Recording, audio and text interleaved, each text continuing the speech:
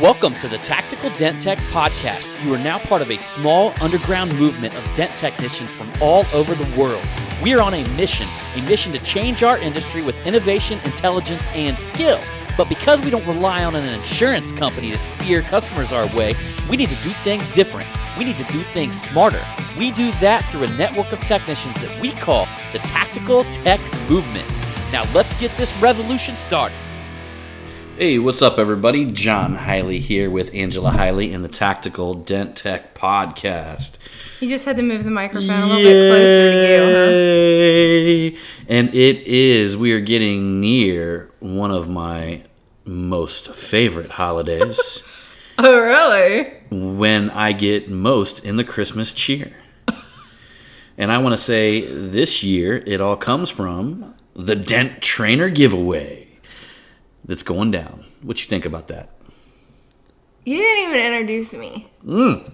I said it right at the beginning.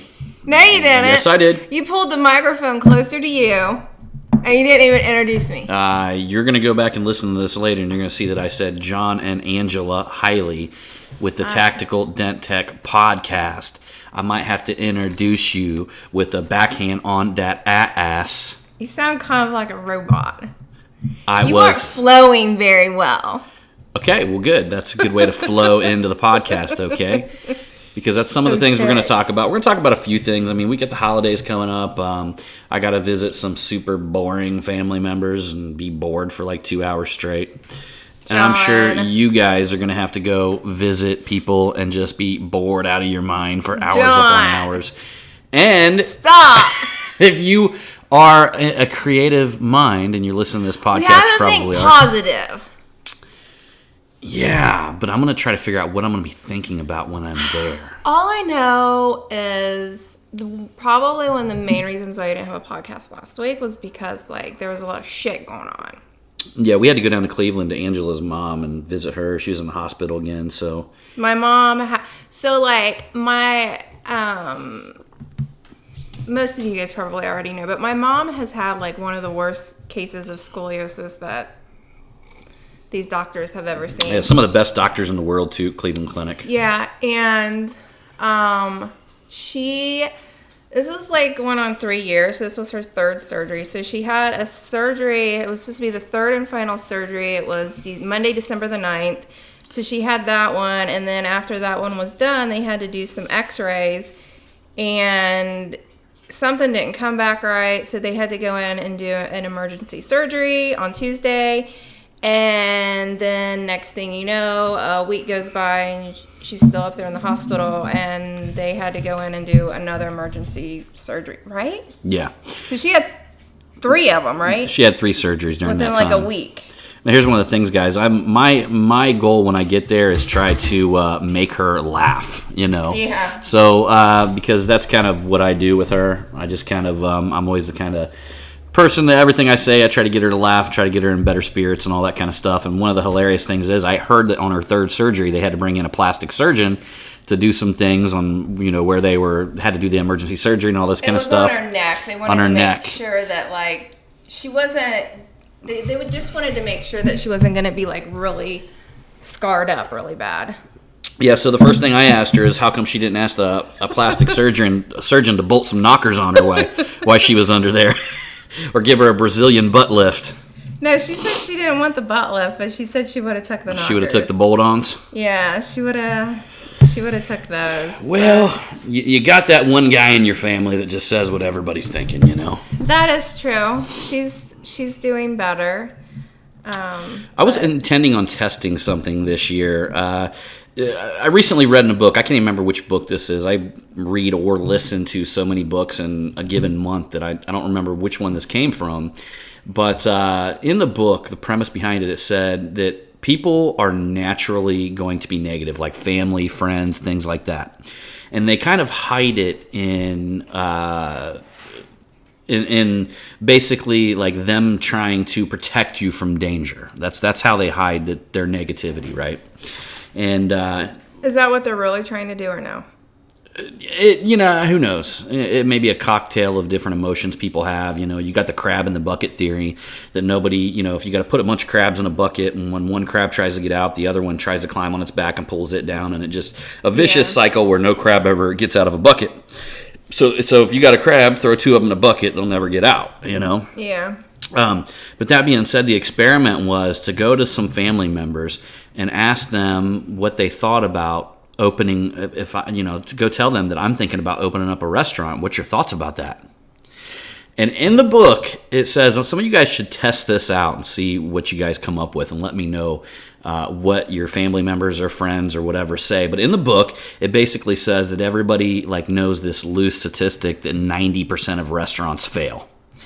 And the normal response for the people around you is to tell you that statistic. Is to say, well, 90% of restaurants fail. Yeah. And I'm just wondering, because I have no intention to open up a restaurant. I mean, I don't even give, that'd be, in my opinion, probably, I've worked in restaurants, and it'd probably be my worst nightmare to actually open one because I'm not into it, Yeah, but you're going to say this shit, though. But I want to say it just to hear their response, to see if it triggers that negativity. They're going to be like, Or if they say something like, well, I've known people that are definitely dumber than you that have opened up restaurants and they've succeeded, so you got a good chance. I just don't know if my dad would really say that, because he has seen our journey, our journey, and I just don't think he would really say that, though. I don't know. That might be an interesting experiment. I can see my brother maybe saying it. Potentially your brother saying that, yeah. Yeah. I don't know, it'd be interesting. We'll see. My mom would have definitely said that. Oh, of course she would have said that. Yeah, my mom would have 100% would have said that. She wouldn't have gave 2 shits. She just would My mom was the one that warned me out of every negative situation. You could literally tell her that, hey, Mom, I just played the lottery. I hope I win. And she would say something to the nature, well, then you'd have to hide your kids because people would be trying to kidnap them. Yeah. Verbatim, I mean. So it became I think some of my brothers and sisters actually took that shit seriously. Eventually, it became a little game for me to try to get her fired up and see how long I could make it last and all that kind of stuff. Yeah, you really to definitely... Yeah, you were probably the only one that could really ever... Get her going. Get her... Yeah. And I never took it to heart. No. I think that's the key. People that trigger you, and we actually Angela just finished reading a book, and I kind of listened to the last half of it with her. No, actually, I think you listened to more than half of it. It was a good book, but the funny thing was, the interesting thing about the book, she's getting all these mindful revelations about this book, and I'm sitting here just agreeing because I already do everything that the book's telling you to do. Yeah, it's called. Let me see here. So it was called The Life-Changing Magic of Not Giving a Fuck by Sarah Knight. Yeah. And I'm reading her next one, which is Get Your Shit Together. Yeah. Which is really good. So basically the premise of the book is that you only have so many fucks to give, and you should choose which fucks you're going to give, but you should also look a little bit deeper into them fucks. Yeah. Are you giving fucks on things that you can't control? Because if you're giving fucks on things you can't control, then you're wasting a fuck. Yeah. And usually that can be things like, oh, does certain people, groups of people like me, Yeah. Just things that are out of your control to give a fuck about. How about instead of giving a fuck about whether certain people like you, how about you give a fuck about being the best version of yourself? Yeah. Because naturally like is going to attract like. So if you become the best version of yourself, you're going to attract other people that have them same significant qualities. Yeah. And who gives a fuck about the rest of people? I want to say you guys listen to this podcast for a reason. You've been along with us in this mission for a reason. And I want to say it's you guys are on a journey that I've been on my entire life, and that we've been on our entire life. Yeah. And that's just regularly just becoming a better version of yourself. Mm-hmm. I mean, inherently, people realize that the moment you're born, you start dying eventually. Yeah. What was that thing that you said the other day? And that's what I was getting ready to tell you. And by nature, you're decaying. By nature, we're sitting here, we're decaying, right? Yeah. And we inherently know this inside of us. So if you're not on a daily growth mission to become a bigger, better version of yourself, that feeling inside of pain, of you don't know what's going on with life, the feeling that you're not getting anywhere or going nowhere, is the feeling of death. And if you even go a little bit deeper and you look into religions and biblical stuff, they talk about sin being that of death, and then also sin being turning away from yourself, meaning that you weren't listening to the small voice inside of your head that was propelling you to go forward. It was telling you, get up and fucking do something. It was telling you, that little voice inside your head was telling you, no, don't do that. You're not going to like that. You're not going to be happy with that. Do something you like. Do something you're happy with. An entire life of not listening to the voice inside your head, which is basically you understanding or being super self-aware of the way you feel inside about things, opposed to the way other people feel about the way your life looks to them. All right? Mm-hmm.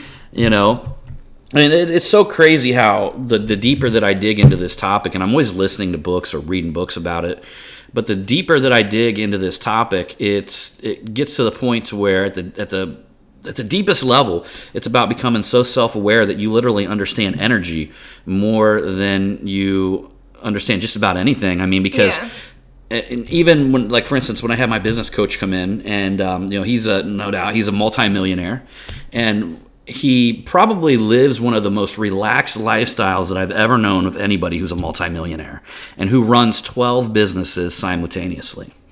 Super nice he guy. lets zero stress in his life. Zero stress in his life. I mean, that's his goal. And one of the things that we talked about was basically when he did something, he paid a little bit more attention to the energy. Did it add energy? Did it fuel to his life? Or did he feel like it was sucking it out and taking it away? Yeah. And I want to say that little voice inside your head that we're talking about listening to, and we're talking about guiding your life, whatever people want to call it, conscience, the angel on one shoulder. You got the angel on one shoulder that's telling you, do it, go for your dreams, go for your goals. And then you got the devil on the other shoulder that's telling you, oh, that's scary. What will people think about you? Who are you to do this? Who are you to do that? But the angel over here is going, man, just do it. Who cares what people think? Be yourself. Be who you were meant to be. And the devil's sitting here going on the other shoulder going, no, but look, your mom will hate you. But people think, people talk bad about you. If you open up this business, people might make fun of you, and da-da-da-da-da, and on and on and on. So you typically got a choice to fall into one or the other of the voice on a moment-to-moment, day-by-day basis. Mm-hmm. And when you actually fall into the voice that's propelling you forward without that fear, you're actually in a mode of growth. And you stop feeling that pain of what we want to say natural death, decay, or even if you want to go deeper, you're talking about sin is death. And that's what they meant by that. Oh, when you say decay, all I think about is that toenail. Oh, my fucked up toenail. I don't know how you went full circle to that, but yeah. I don't know, because you say decay, and like that, your toenail, like it needed to come off, and it just got like really sticky, and I was just like, oh. Well, one of the things that we talked about recently was that Maslow's hierarchy of common needs, or of human needs. And one of the things that I think a lot of people get stuck on that hierarchy is that level right before that complete self-transformation, and that's when you're out seeking validation from the world. Mm-hmm. Opposed to going deep inside yourself and creating a concrete validation, building a soul that's based on concrete character within. I was so there last year about this whole like validation thing, like seeking some type of approval, and like now I was just like, why? Well, it's interesting. We all fall into that trap. Oh yeah, absolutely. We all fall into that trap, but I think the key of staying out of that trap is what we're doing right now and talking about it.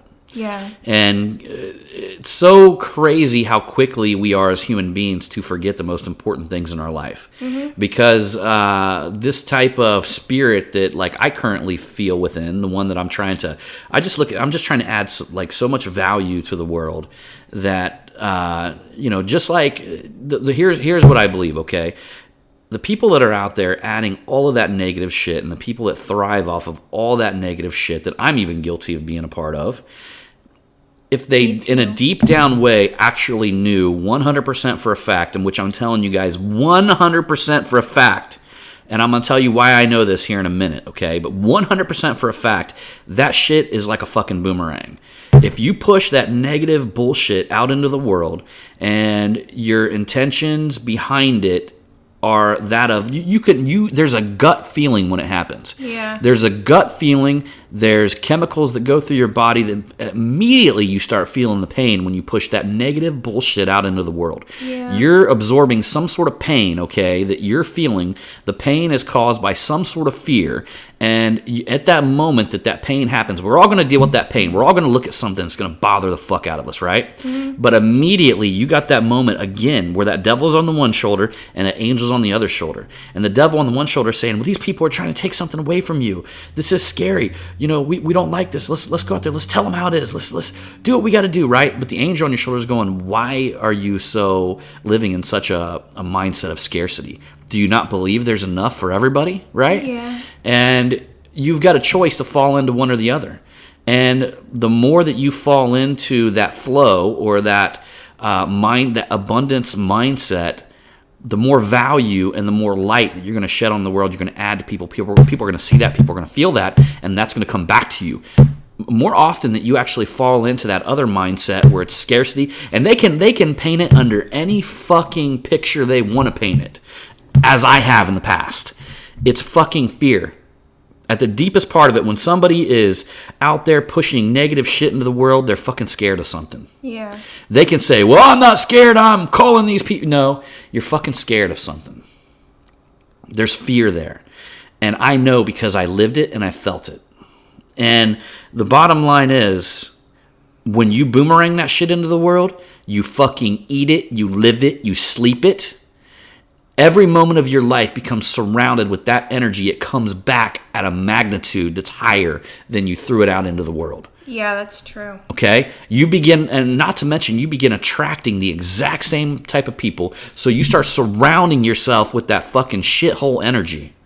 It's the same thing. Her father, Angela's father, told me something a long time ago, the difference between heaven and hell. And I'm not even going religious on this podcast, guys. I mean, I'm not going religious, but this is a great fucking point to understand. The difference between heaven and hell is literally all these people sitting at this table with a ton of food, just food everywhere. If you could imagine just turkey, I mean, you could imagine just some of the best Thanksgiving food you could possibly, big old feast. Sitting there with, macaroni and cheese, even fucking Popeye's chicken. There's Popeye's. Somebody was fucking smart enough like me to bring Popeye's chicken to the damn event, right? But that table is sitting there, and everybody at that table has giant utensils, okay? And in hell, they're all looking at each other and they're pissed off because they can't use the giant utensils to feed themselves. They're just too big. You can't even use them. But in heaven, they're all feeding each other. Yeah. And, I'm giving somebody a piece of Popeye's chicken, right? That's the difference between the two forms of energy that you're stepping into on a daily fucking basis. And I'm telling you, if you think you're going to be losing something by stepping into that realm where, oh, well, my competitor's out there doing this, doing that, fucking bullshit. Every time you step into that mindset, you're pulling yourself into the exact type of negativity. You're pulling yourself down. You're bringing yourself down low. And on top of that, you're pulling yourself out of the creative spirit that's needed to propel past them. You see? And on top of that, if you're ever worried about your competition copying you and stuff like that, I'm here to tell you what, you're not doing enough. Because if you were doing enough, you would be 6 months ahead. By the time your competition copies you, they're your exhaust. They're your fucking exhaust. They're behind you. Because you're 6 months ahead. You're doing shit 6 months ahead. When you become the right type of business owner, you're actually thinking so far ahead and you're aligning your goals with these missions that are propelling yourself forward. But you're thinking so deep into the next moves that you're making. Like, I'm literally, like, right now, I am thinking like 7 to 8 moves down the board. And I know what piece I need to move when I get to what specific level. Yeah. If somebody wants to copy me right now at this move down the board, they're already in my exhaust because they can't see what I've already got planned for the future or the map that I've drawn out or where I'm going. Yeah. And that's the same thing for you guys, okay? So, if you let them be a cheap copy of you. But being a good business owner is taking that thing that's inside of you, which is telling you to do the shit that you know you need to do. I find so many people out there know exactly what they need to do, but refuse to actually do it. Or, and I've had to call some people out about this. I'll give you an example. I'm working with a gentleman here, and I love him to death, and I actually hope he listens to this because he'll understand what I meant. And he's part of my mastermind group, and I'm trying to encourage him to develop a franchise. And he hit me up just recently, and he says, "How do I do it?" And you want to know what my response to that was? And this is a little bit of tough love, and it's what people actually need to hear. My response to that was that there's, like, literally, you can go to Google and you can go to NASA's website and figure out how to build a fucking rocket ship. I told him to go to Google and Google it. And then do it. Yeah. Because you shouldn't be there holding his hand. We put these bullshit excuses in front of us that says, I don't know how to do it. Bull fucking shit. Bullshit. We're at a day and age where everything is at the end of your fingertips. If that's your fucking excuse, welcome to Mediocreville. And guess what? When people surround me in a circle, like some guys that are in my mastermind, they're not in fucking Mediocreville anymore. We step out of that the moment that you walked in the room with me. Okay? So I don't play that shit, and I demand that people propel themselves forward towards their dreams and towards their goals, because I put myself in a position where I set people up around me that demand the same thing out of me. Yes. And I demand that out of you. Right?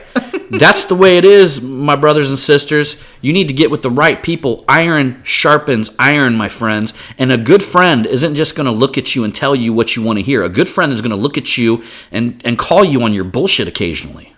Yeah, that's true. I like to call it gentle love. A little gentle, tough love, or tough, gentle love, or something like that. Yeah, I've definitely gave that to you. It's in a loving spirit, but it's gently saying, stop fucking bullshitting yourself and get to work. Yeah, get your shit together. I've been after John for a long time. And now I feel like John's at this moment. We can't tell you everything, though. We can't tell you everything. That he's like doing these things that I've been wanting him to do for probably about a year and a half now. Yeah, so, here's the thing, guys. I mean, from the outside looking in, anybody would look at some of the things that I've done, and you would think that I'm just working around the clock, just like crazy all the time, 24/7, right? And, the thing about it is, from the outside looking in, I felt that I am not even getting close to even doing enough. That's one of the things you got to realize when you step into being an entrepreneur. One of the things some of my mentors have taught me, that we're going to be the hardest. Like, from the outside looking in, I could do something in one day that would look superhuman. But if I didn't get everything I wanted accomplished, that is usually more than what's possible, then I'm going to not really feel good about the day. Yeah. So I've actually had to learn how to take a step back and understand that I had to start consuming things on more bite-sized levels. So, developing a long-term strategy, a plan, and then breaking it down like a quarterly. What do I got to achieve quarterly? What are my 3 big things quarterly? And then taking that quarterly breakdown and breaking down, what do I got to do daily to get towards that? Mm-hmm. And one of the things I talked about in the podcast before, one of the big believers in the things that we do inside of our mastermind group, is the most important task. Meaning that you should be able to define one task that could be, let's just say only as long as 25 minutes. You set a timer on your phone for 25 minutes, and this one task, if you get it done that day, you're going to feel accomplished for the day. Mm-hmm. Which is hard for me, because even I could get some of the most important tasks done, and I don't know if I 100% feel accomplished if I only did one task. But I try to find that. Yeah. I try really hard to find that. And I want to say in a lot of people's lives, of course, I mean, I see a lot of dent technicians that come that are motivated. I mean, we get a ton of people that come to our Mega Media event. You guys seen the last Mega Media event. It was massive. I mean, it was a huge turnout, bunch of great people. But one of the big things, these are really heavy, motivated entrepreneurs and businessmen that are meeting at these events. And a lot of people feel like they're just spinning in circles. They're just chasing their tail around day in and day out. Yeah. And this steps you out of that. And if you can even go one step further and get an accountability partner in your life, like somebody who you check in with and that you tell them what your most important task is and they keep you accountable, that's one step forward. These are hacks, guys. This is not weakness. This is you understanding your weaknesses and combining them with a strength. It's a hack. It's like a growth hack. That's right, Daddy. Yeah. You dropped some really good stuff. Well, I hope propelling into the new year, a lot of guys out there are considering I truly believe anybody who steps into this way of thinking, anybody who steps into a way of, giving massive amounts of increase. I don't care what you're doing. If you're doing dent removal, you're giving massive amounts of increase to the person that you're doing that dent removal for. Yeah. Because bottom line is their alternative was so much more painful than what you're delivering to them. And the key to that is, though, guys, I'm telling you, the biggest paradigm shift that I had to realize, especially when you're doing estimating, is focusing on the amount of value that you're adding to that person's life, that person's car. Focus on all the value that you're adding and then give them your quote. Mm-hmm. Don't focus on how much you're taking, because you're not taking anything away from anybody. No. You're adding to their life. You're adding to the value of their vehicle. In a sense, paintless dent removal in most cases is free. Yeah. I mean, really, are they paying any money? If they get 2 or 3 dings out of their vehicle, isn't the value that much more? Yeah. So that being said, I want you guys to start focusing on that when you're doing your estimate. It's a huge paradigm shift, and I truly believe it's the shift that's needed in this industry, because some people get a mental block. And I remember I used to have this mental block that I couldn't quote anybody over like $300. Oh, really? Years ago, yeah. When I first got into paintless dent removal, I had this mental block where I couldn't quote anybody like over $300 without feeling like, I was taking too much. Or they were going to say no because, anything over 300, we're getting close to their 500. So what did you do to get yourself over that hump? Did you just do it and just see what happened? What I did was I got so busy at one point that I just basically started quoting more to actually cut down on the amount of work that I had. Yeah. And basically double or triple my income. Yeah. So basically I started to get so busy that I started doing that. But it wasn't until later on in the future that I started shifting my mindset. I mean, I'm getting more money out of dent removal now than I've ever got, with much less pushback.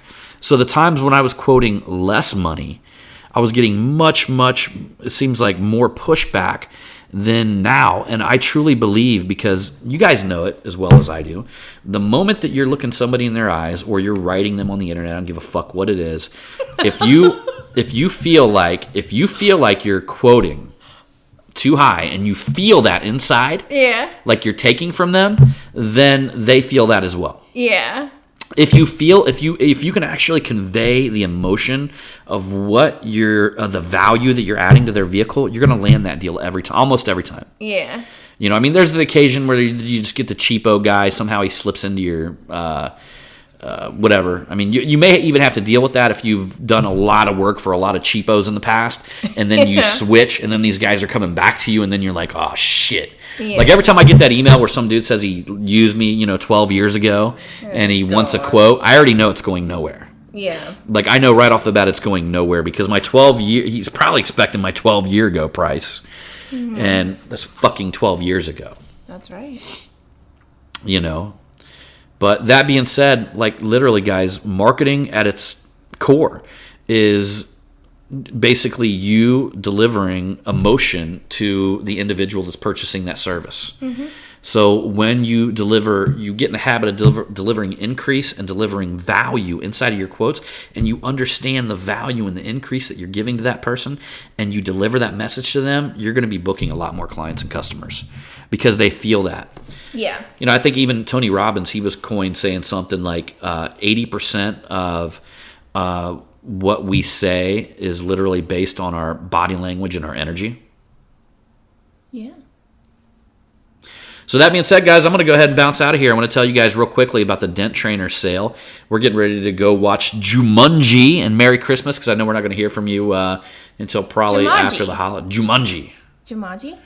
So, that being said, guys, we're going to go ahead and bounce out of here.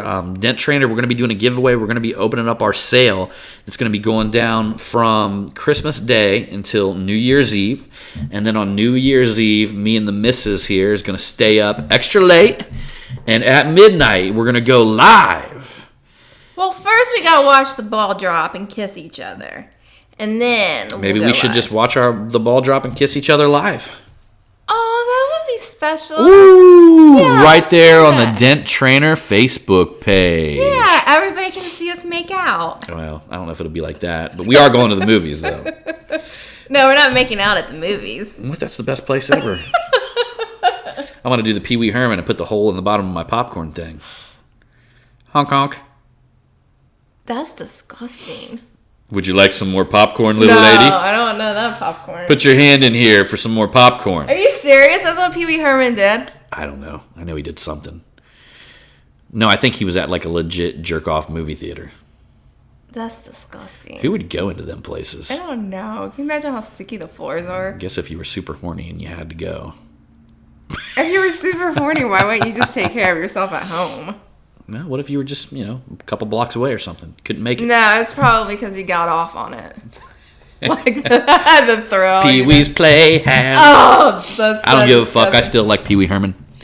I grew up on Pee Wee Herman. I did too, but, like, that stuff happens and you just can't look at him the big same. foil bowl. My favorite. Wait a minute. Didn't he have something with the couch? I don't know. Couchy? Was it couch? I don't know. I don't know. I can't fucking remember. She can't remember shit. Yes, I can. I've got good memory. But anyhow, guys, Dent Trainer, we're going to be giving away one of them sweet-ass TDN mats, that thick foam mat. Yeah. We're going to be giving away a Endeavor, like a crown hammer that's really fucking cool. In fact, I was actually supposed to give that away during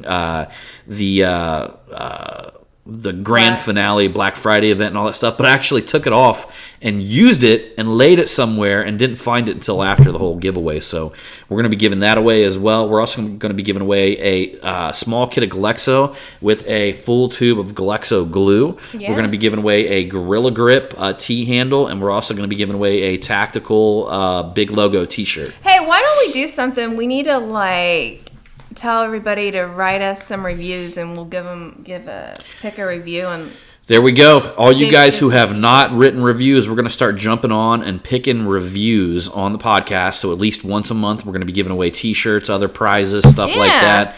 So we haven't had a review in a few months. We need you guys. I know y'all are listening. Our stats just keep on going up. So that being said, stop, drop, write a review. Let's do it. Yeah, and who doesn't want a fucking tactical t-shirt? Them things are like badass. They're badass. They are badass. Yes. So for a gal that loves fashion, that tactical t-shirt is like, oh. I know. And everybody who gets them, they just wear them all the time. Yeah. I've noticed that. Even my kid, he just wears it everywhere. He does. He wears them super comfortable. Yeah. The way they fit on you is like one of them ones where they just hug your arms real nice and tight, but yet they're loose on your body. They make your chest muscles look really nice. Yep, and you guys all know that when the pecs are popping, the panties are dropping. All right, everybody, appreciate you. Tactical Dent Tech Podcast peeps, we appreciate you. And as usual, we're going to see you on that next one. Bang, bang. What are you supposed to say?